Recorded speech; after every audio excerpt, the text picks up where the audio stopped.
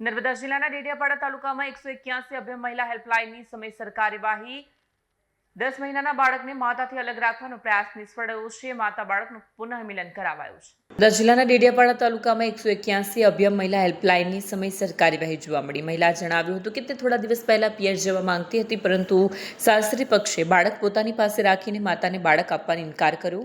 ગંભીરતા સમજતા 181 નર્મદા ટીમ તરત પહોંચી અને બંને પક્ષ વચ્ચે ચર્ચા શરૂ કરી.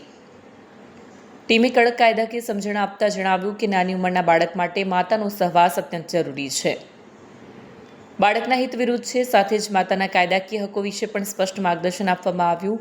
મહિલાના પતિ અને સાસુને વિગતવાર કાઉન્સેલિંગ આપ્યા બાદ સામે પક્ષે પોતાની ભૂલ સ્વીકારી અને બાળક માતાને પરત સોંપવામાં આવ્યો. માતાની આંખોમાં આનંદ અને રાહત સ્પષ્ટ જોવા મળી. 181 અભિયમ ટીમે મહિલાને પારિવારિક સંબંધોમાં સંવાદ જાળવવા સલાહ આપી અને થોડા દિવસ પછી પિયર વિઝિટ બાદ સાસરીમાં પરત જવાની સમજણ આપી.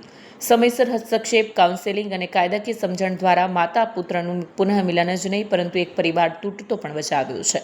વિડીયો જર્નાલિસ્ટ સજ્જન વસાવા સાથે સત્ય ટીવી ન્યૂઝ, ડેડિયાપાડા.